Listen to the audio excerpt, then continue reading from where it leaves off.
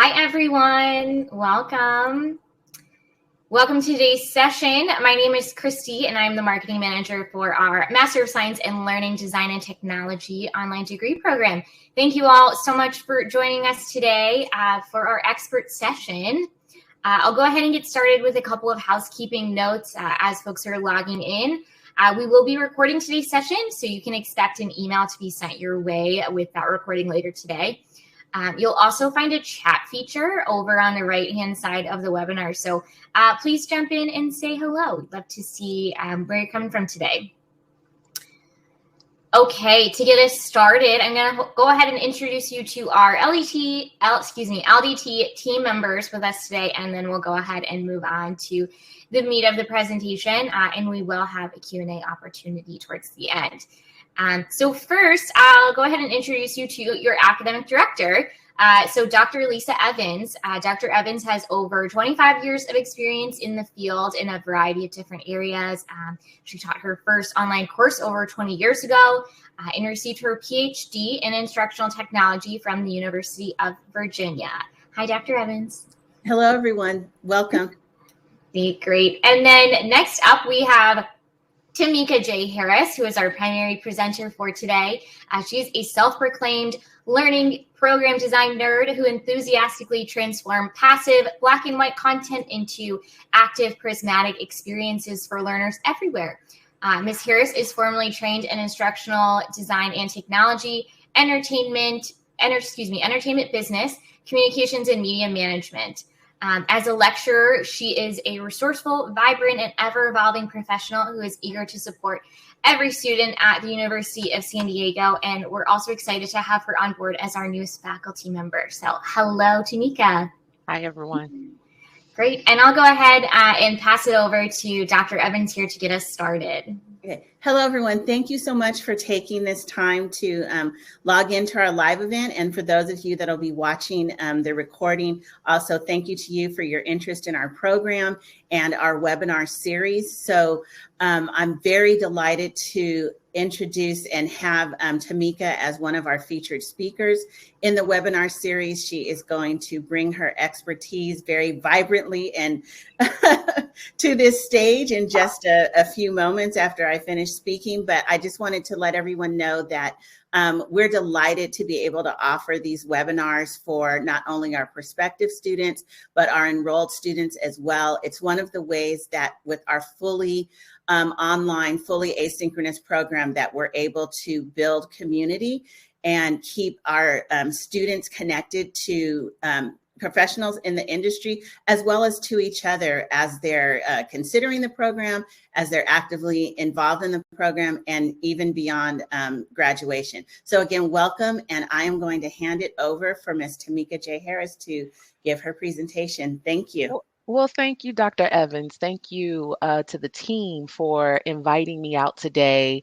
Listen, we can do amazing things when we get together. I am joining you virtually from my office, my studio from Baltimore. And I see that many of you are joining us from all over the place, Denver, California. My goodness, it's a nice time to get together and talk about one of our favorite topics today, learning design. Now, I must warn you, we can't get into everything. We can't get in all the nooks and crannies of everything today. But I'm hoping that I can just have a conversation with you and we can get into some of get a glimpse, right, of learning design, working with SMEs and developing VILT. So if you're ready, just put yes in the chat. Just I'm ready. Let's go. Let's go. Let's go. Let's go. I think I see you.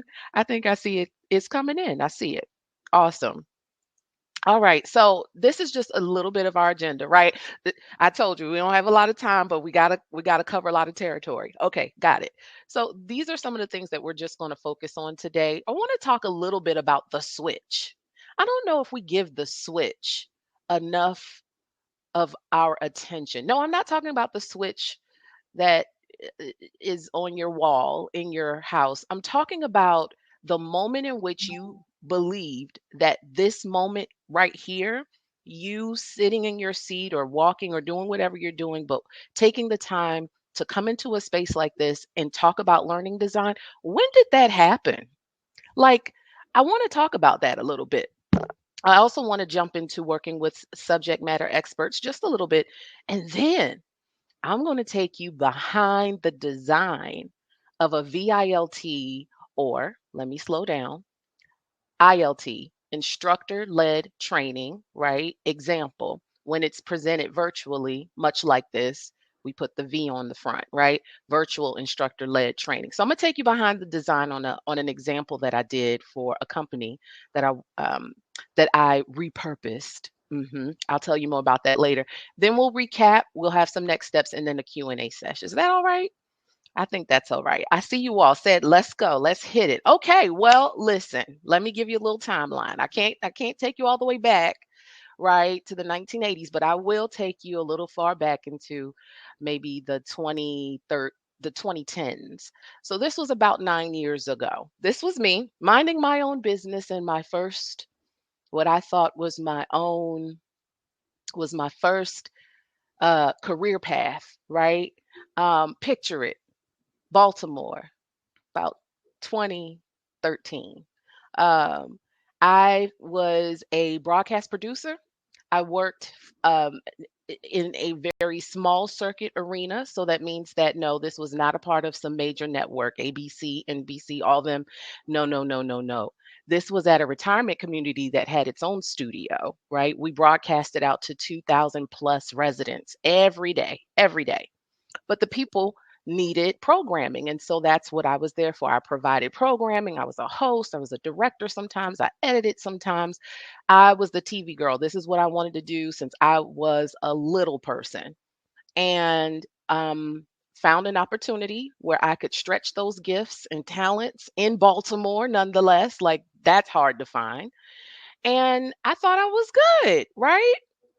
Well, we got a interesting assignment one day where we were at the retirement community. The kitchen staff was um, experiencing trip, slips, and falls in the kitchens as they were cooking. And so we got an assignment at the TV studio. They said, hey, you all are good at video, putting video together. Could you all put together a video that would teach our staff how to be safer in the kitchen? Okay, great. No problem. I did not know then, good people, that that was an assignment that would change the trajectory of my life. That assignment was the beginning of my switch. Did not know it at that time. It was maybe 5 years later that I realized after that assignment was pretty foundational for me, and it laid the foundation for my switch. So, uh I had uh I had done that assignment.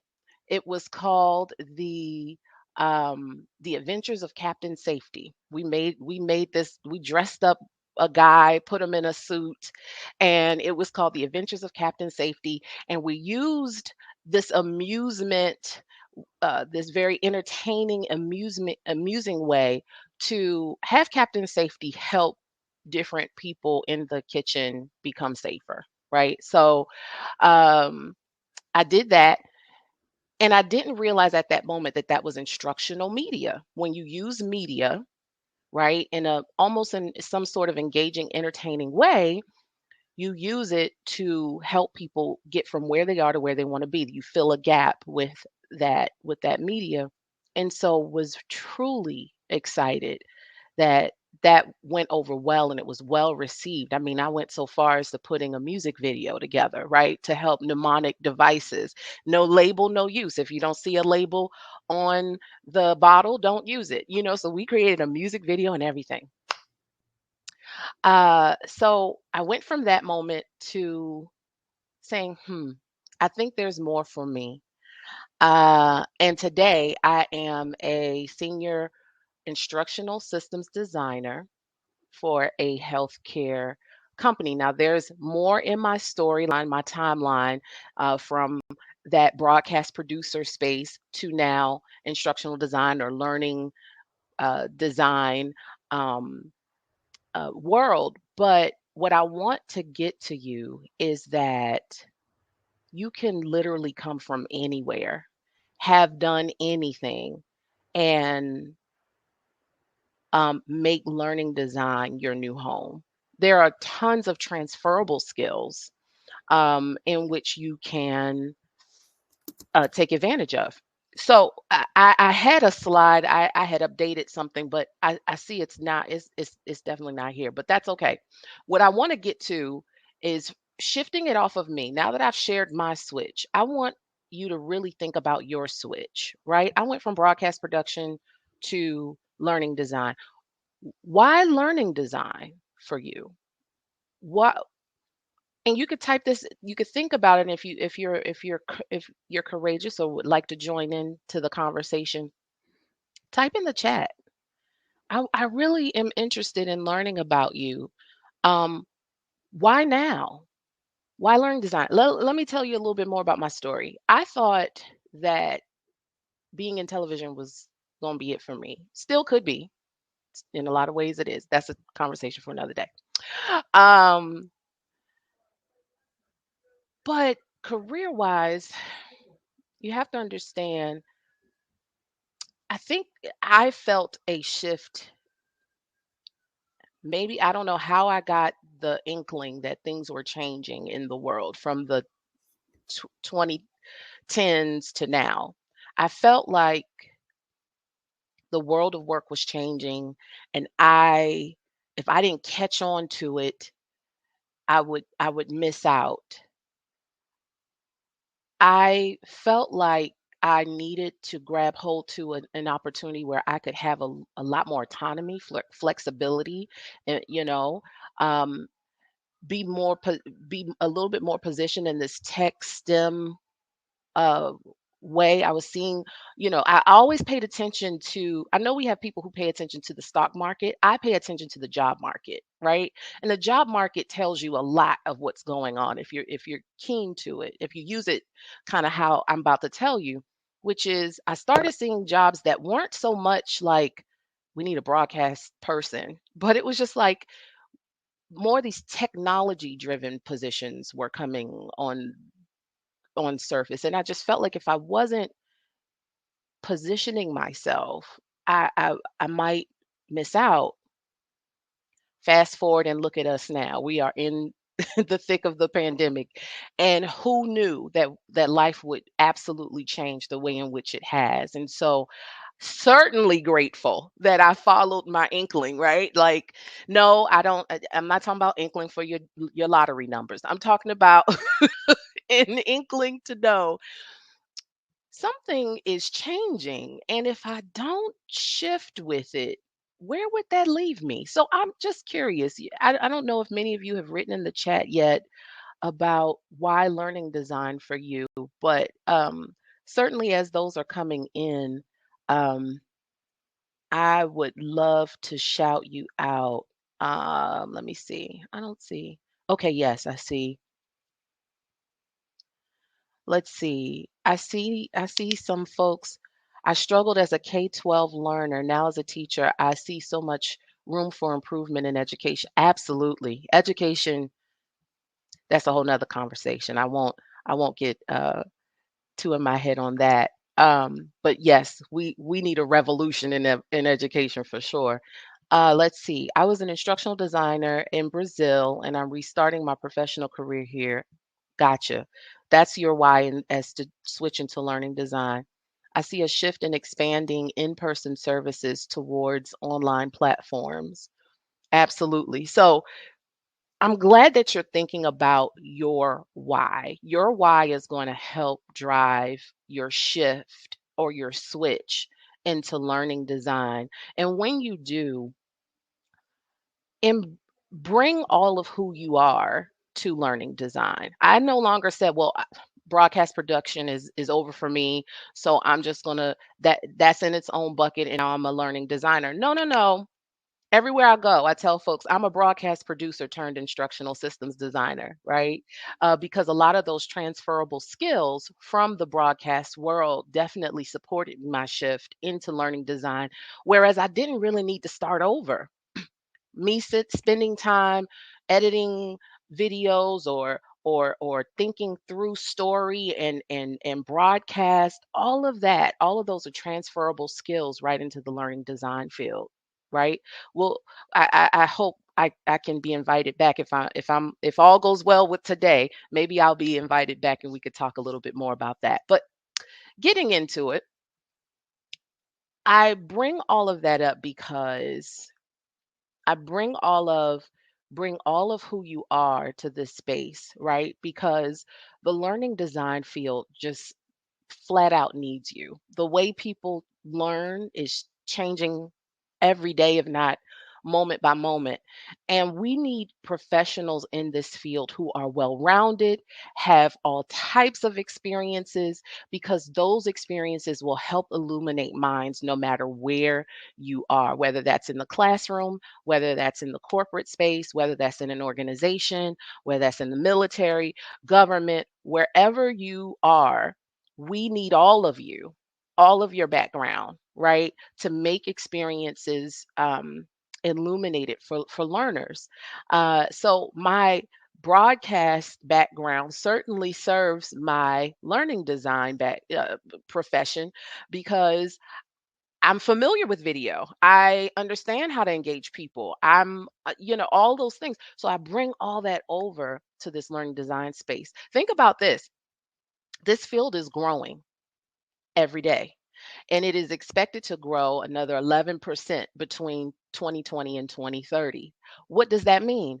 Opportunity. This field is not oversaturated. I don't care who you're talking to. I don't care how many people on your LinkedIn page decide to have instructional design or learning design behind their name.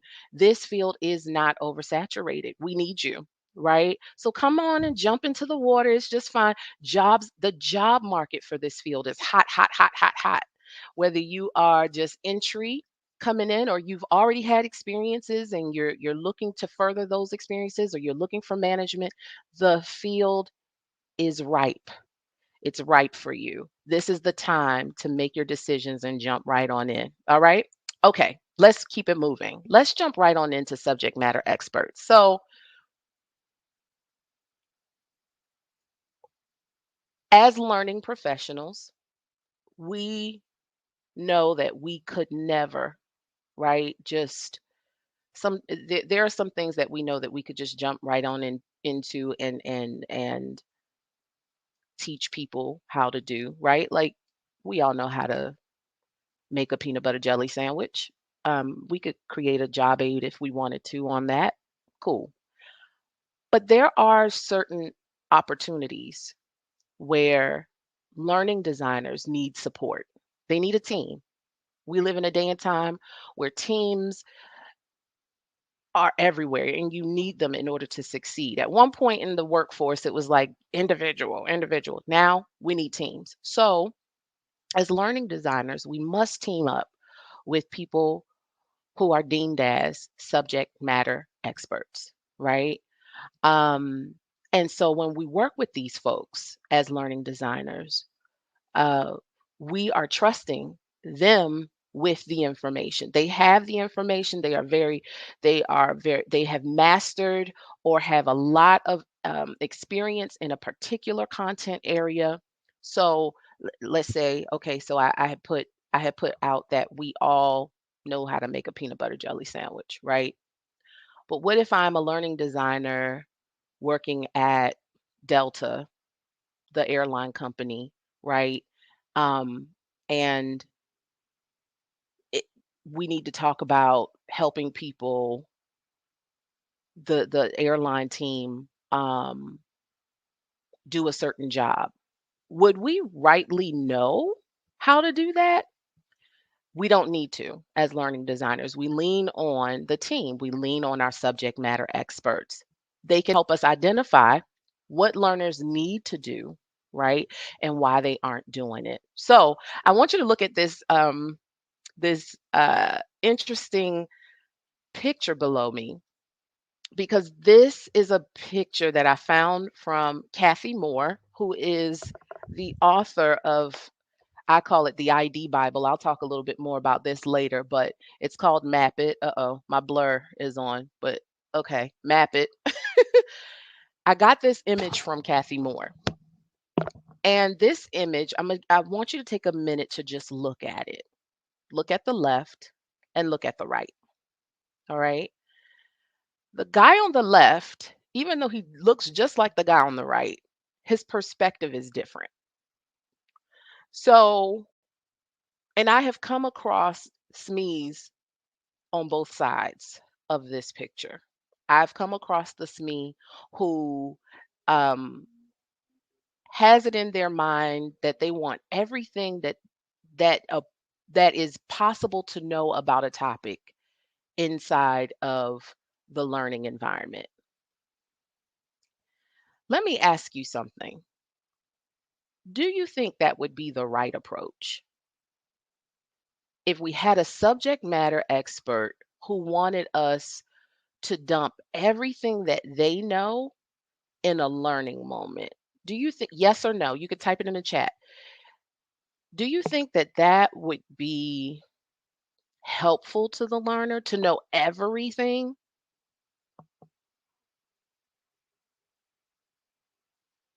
And I'm just going to pause real quick. I know that we're dealing with internet here.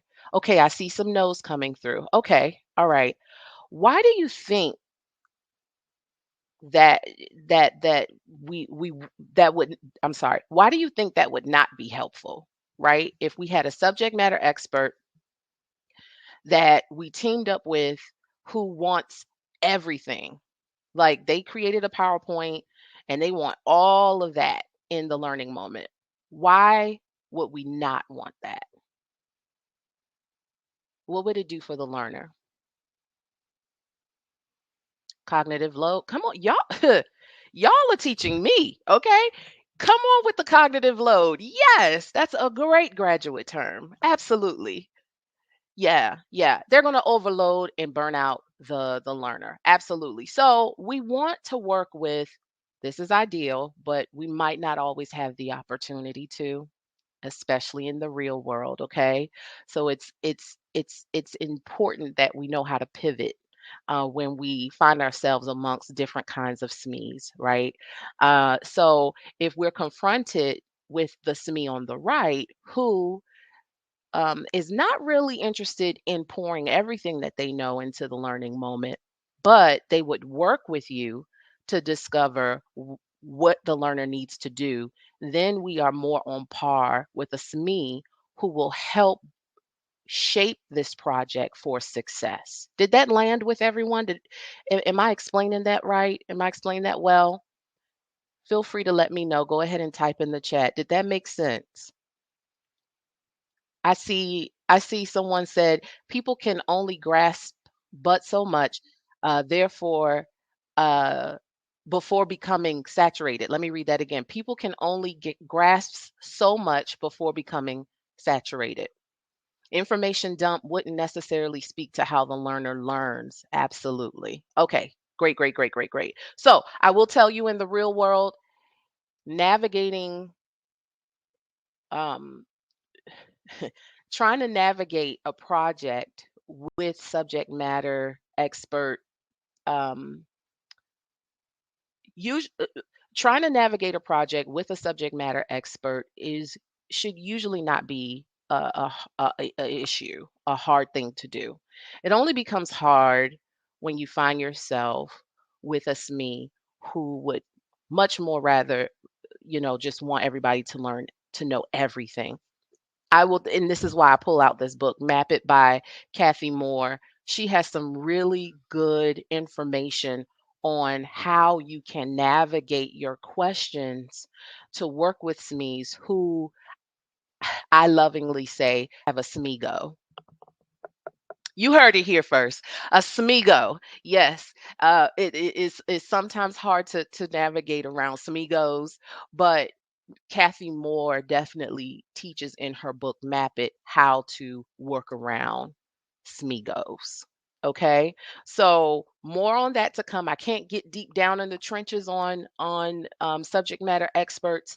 Just know that in the real world, it's usually n- some you have a variety of subject matter experts. You have some who think they are masters in a certain area, but you know um, may not present that way. You have some who know a lot and they want everything to be in there, and then you have some who are just like, "I'll work with you."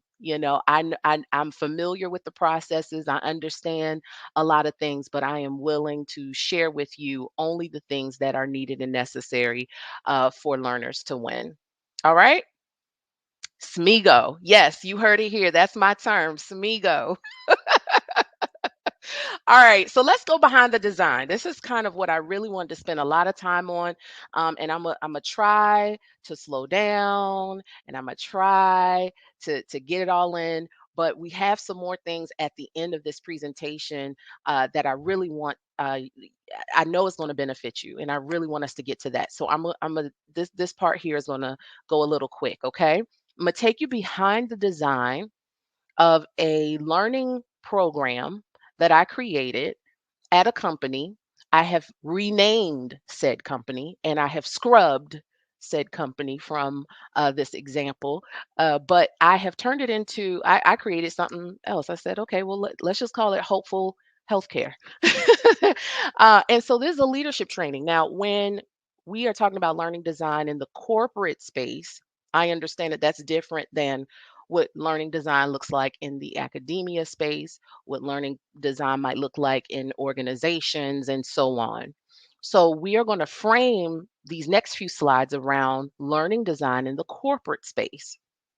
And as you know, there are plenty of different types of learnings and trainings that go on in the corporate space. We have onboarding, right? When people first come into the company, we've got things like leadership training. We have internal training. So that could be anything from operations to roles to um, there's a new initiative that the company wants to roll out. Like we can train our people internally on those things. There's sales training. How could I forget that? There's external training. Maybe we want to train our customers on products and our new offerings and what's going on. There are tons of different kinds of trainings and learnings that go on in a corporation. Likewise, compliance training, right? Making sure everybody's on the same page with compliance and HIPAA and all those types of things. So I bring all that to you just to get you in the headspace of what I'm about to share with you, which this is this example is a leadership training, right? Um, we worked on, and when I say we, I was on a project team. I was the only instructional designer on a project team with trainers, facilitators, people who are going to actually do what I'm doing now, which is share the information to people. And I worked with, we call them OD, but organization, is it OD? Organization design developers? No, organization. That at any rate, they were our SMEs. They know a lot about the organization and they know what shifts are happening in the organization. So they were a part of the project team. Anyway, we realized there was a gap. We have people at the company who are new to leadership. And so, how do we support them to be good leaders, leaders that are ideal, leaders that we can aspire to become? How do we get them from being newly promoted, right? So they were at one part of their journey just individual contributors, right? They did not have anybody reporting to them. How do we get that person to become um, sound and secure in their leadership? How do we get them to matriculate and transfer? So this is a leadership training that we created for brand new leaders with 0 to 2 years of leadership experience. It initially is instructor-led training. However, we had to shift it because of the times we're living in to virtual instructor-led training. I'm going to talk more on that in just a little bit. It's cohort based. It has about 18 people in the cohort, 8-week program. We had some pre-work for them to do, a participant workbook, and 4 live training sessions. So unfortunately, I can't take you into all the bits and parts and pieces because we don't have that kind of time of this. But what I will take you behind the design on is some of that live training class moment that we had with these new leaders. Okay. So you'll see a few slides from that part of it. But I want you to know all of these parts work together to engage the learner and create support for them so that they can sincerely be the leaders, become the leaders. Because, right, one learning moment is not going to, you're not going to become magically delicious after one learning moment. But it this was created to support their journey in becoming leaders. So let's get into it. So this is a part of the live training deck, right? I'm just going to take you through a few slides of this live training experience. In my live training experiences, I have learned from Cindy Huguet, who is a huge leader in online training. She says in her book, uh, I think it's called Virtual Training, her virtual training book, that when people arrive to a virtual training session, you don't hardly ever want to lead in with the title slide. I'm going to ask you why. You could go ahead and type in the chat. Why would we not lead into the title slide? What for think about our audience, right? Our audience, corporate America, adults, and they are coming to a training space when they could maybe continue working on their work or go to another meeting. What would a title slide, if I arrive to a title slide, what might that do?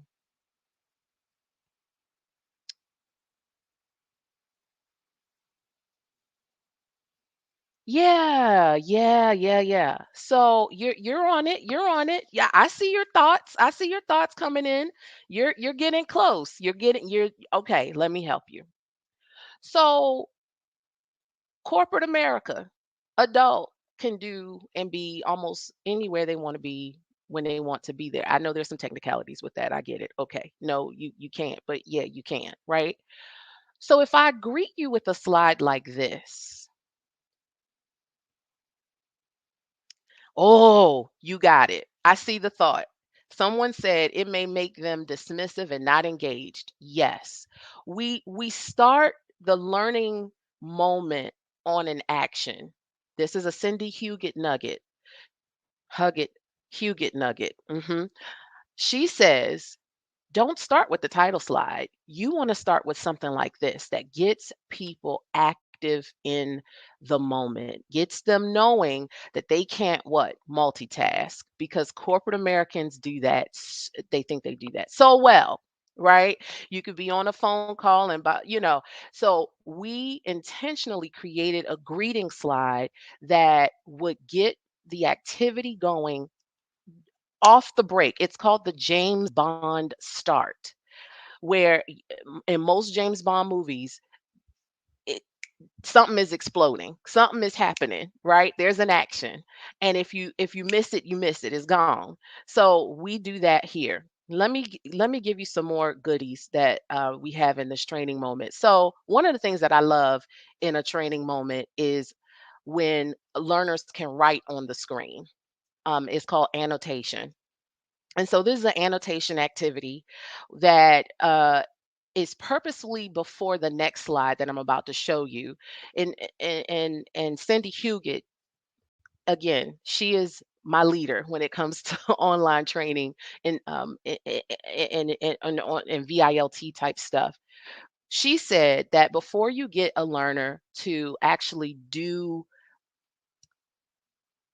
the actual activity that you want them to do, you need to do a warm-up activity. So I'm going to show you the next slide so you understand what I'm talking about. This is the actual activity that we wanted learners to do, right? With using annotation, they could write on the screen in one of these boxes, right? To answer the question, what is one quality or characteristic that immediately comes to mind when you think of an impactful leader? Our learners were to write in one of these boxes, right? But to get them to do that successfully without feeling stuck, we gave them a precursor activity, right? That allowed them to get used to that annotation tool before we actually did the following activity. What would that do for the learner? That would help that cognitive load go down. They're not simply searching for how to use the tool. They're already used to that tool by the time they get to this stage, to this page rather, right? And they're not bum fumbling with the tool. That way the tool is not um, um, the tool that they're using is not what's the word bothering them when it comes to bothering, for lack of a better term, them when they actually have to perform right for the activity. So we're just getting them warmed up to use the tool here. And that's a Cindy Huget nugget. She says have a warm up, right? If you're using a new tool for learners online, have a warm up activity before they use it for the actual activity. The tool isn't hindering the actual learning. That's all I was trying to say. You said it better than me. Thank you so very much for helping. Yes, we're a community. That's right. All right. So let me get it going. We also had some videos that we showed in this training. We had some quotes that we showed in the training that connects to it. This is another annotation style activity that we showed. You know, trust feels like, looks like. The learners will actually write on screen, which, you know, what their response on screen. And we had some raise hand and share moments where people can answer a question. We also had a lot of group breakout opportunities, right? Where folks can get together, huddle up, have conversation, deliberate, and discuss all of what they thought about as well. So we had some scenarios thrown at them. We had questions thrown at them. We had moments where they could reflect and write in their participant workbook. We had all types of different ways in which we wanted to engage the learner, but not always do the same thing at the same time, all the time, right? And then one of the things that I love and I have started to really, really, truly adopt is while I will make while I might give you an agenda just to, let you know what's about to happen, I don't in this training moment, I was very purposeful for not putting the objectives on the fore end. That didn't make sense. In the beginning, I didn't put the objectives in the beginning. I used the objectives as a checkoff list. That's another Cindy Huget nugget. Is allow people to feel like they are accomplished by seeing those same objectives, but just putting it after we have actually achieved a section, right? So now that objectives list, because I'm sure you all have seen it, students will be able to, bop, bop, bop, bop, bop, bop, bop, bop, bop, bop, bop. As a learner, okay, I might need to see that. But it feels even better when I know I've accomplished that and I'm not inundated with that on the front end. I'm actually seeing that I have accomplished that on the back end. So those are just a few of the slides from that live training experience. And I hope you feel, even though I was explaining it, I get excited about it because it's like you have to really be there. But I hope you feel the engagement that we really try to impart in those training sessions. Nothing I hate more than a dry training moment. Okay, so that was the hopeful healthcare uh, sneak peek or behind the designs example. So let's recap. uh, we talked a lot about a lot of different things today. I started talking to you about the switch, right? Why learning design? Why now? What is it that you need this profession to do for you? Even for me, I needed a profession that I could have autonomy, but work with other people, be remote, and live a more balanced work life balance. Um, be flexible. I needed something that I could do anytime I wanted to. It didn't I could work for myself if I wanted to. I could work for an employer if I wanted to. I could moonlight and freelance on the side if I wanted to. There were so many options for this profession. The other thing that I truly love about this is that it keeps me humble. There are days there are days that I feel like I know what I'm doing, and there are days that I'm like, I don't know what the heck I'm doing. Um, but it keeps me humble. So it always there's always more to learn, always more to grasp there. So we talked about the switch. We talked a little bit about SMEs and working with them, and I took you behind the design of a VILT, really ILT experience. Now, here's one thing that I don't want to miss. Something that Kathy Moore taught me from her book Map It. ILT, instructor-led training, right? She says, and I don't quote this, but I'm gonna try to paraphrase. No matter what you're creating, whether it's ILT, VILT, or e-learning, those are all just dimensions of the same training. What do I mean by that? I could take the same training that I created for Hopeful Healthcare and turn it into a true ILT experience. Just, you know, I could of course there have to be some conversions. I would have to take out some of the virtual, right, options and things like that. But the curriculum, the content should still be able to stand. I would definitely have to do some rearrangements as they make sense, right? But Kathy Moore really illuminates this part for me, which is like you should be able to take that same heart in your content from an ILT perspective to a VILT to an e-learning experience. Surely you can't just take things out and put things in. There is some arrangement and some conversion that has to happen. But hear what I'm saying. The meat, the heart of that content should be able to translate, right? So we would have to do some conversions, of course, as to how they translate. But I should be able to take that same training from VILT and make it ILT any day, right? Or make it an e-learning experience any day, right? And so I wanted to leave that with you on there. We did talk about VILT, ILT, and now we're here with our recap. And then let's see. I want to challenge you to really come to a decision. If you haven't already, I know we have a mixed crowd. If you haven't already decided that learning design is for you, I want you to sit with yourself and really challenge yourself to see if that is for you, to see if you could come to a decision. I want to challenge you to come to a decision. Learning design has opened up so many doors for me and the people that I know. Whether you find a niche in it or not, or if you just want to be well rounded, that's totally up to you. But there is so much opportunity. Also, next steps, try to buddy up with someone that you believe could help support your decision. Try to reach out to professionals or professors or people in your life that you think you could share this with, this new budding switch with, because you shouldn't do this alone.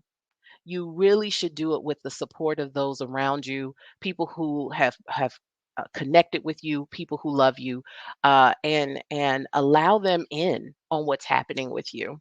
Also, another next step: buy one of these books. um, Map It by Kathy Moore, or another favorite, The Accidental Instructional Designer by Cami Dean. These are two of my favorite books. I have plenty books, but these are two of my favorite, and I'll put these in the chat while my colleagues are speaking coming up next. All right. All right. So, look, the books I recommend. There it goes. Map It, the Accidental Instructional Designer, Design for How People Learn. and Cindy Huguet, absolutely. But these are 4 of the books that I recommend out of 4,000. And I hope that you could take a screenshot of this real quick. But they're on Amazon. Go get them, right? All right, let me see. I think my time is at hand. Contact me. I am available to you. If you desire, here's my contact information. Feel free to reach out. And might we have a Q&A session? I don't know. But at this point, I just bow out and say thank you very much for the opportunity to speak with you today. Thank you so much. That was wonderful.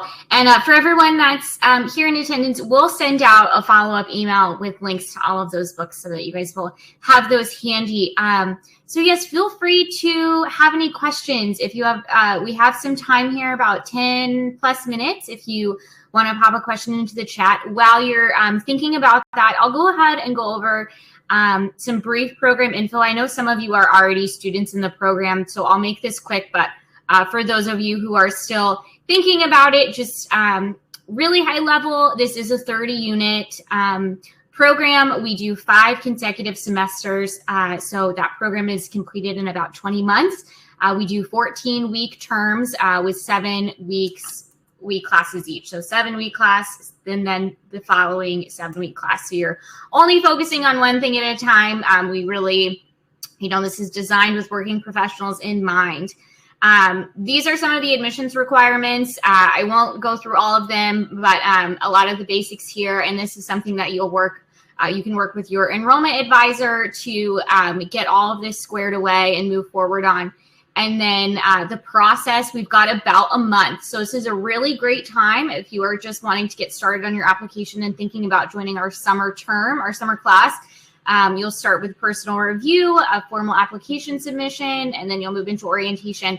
Our application deadline is April 11th, and then the summer term starts on May 10th. So again, you can respond to any of our emails or get connected with your enrollment advisor. If you're not really sure where to start, you can go ahead and email learningdesigntech@sandiego.edu, and we will connect you with the right person. And I'll stop there. Any other questions from anyone? Please feel free to jump in. But again, thank you so much. This was wonderful. Lisa, did you have anything you wanted to add? Oh, I think you're on mute, Lisa. Okay. Yes, I'd like to just extend another thank you to Miss Tameka J. Harris for being our featured speaker today and presenter. And I'd like to really highlight one of the aspects of our program that we are proud to promote, which is we bring you, we put you in front of, or we put practitioners in the field in front of you as instructors in the program. And so the opportunity for you to meet with and engage with Ms. Harris virtually through this session is just one of the many examples. We actually have another faculty member who joined in. I don't know if our faculty member, Dr. Falcone, is still in the room, but our faculty are highly engaged. We're bringing real practical experiences to you in the classroom. And so that's just one of the reasons, one of the many reasons to consider our program. And as Christy has shared, please continue to connect with your enrollment advisor if you'd like more information about our program and more details about application deadlines. But it's been an absolute pleasure to be able to feature Ms. Harris as our speaker for today. And please, I'd like to give the time over to any other questions that people have. Great. Thank you for having me. Awesome. And Dr. Falcone says, still here. This was a wonderful presentation. Yay. Okay. Well, I'm seeing a lot of thank yous. No additional questions yet. We'll hang on for a minute. But thank you all so much again for taking the time to join and attend this presentation and being such an active audience. It's always really exciting when we see everyone hopping in and commenting and asking questions. So thank you all so much. Okay. And I think we'll go ahead and close it out there. If you do have any additional questions, you know where to find us. Thanks, everyone. Thank you.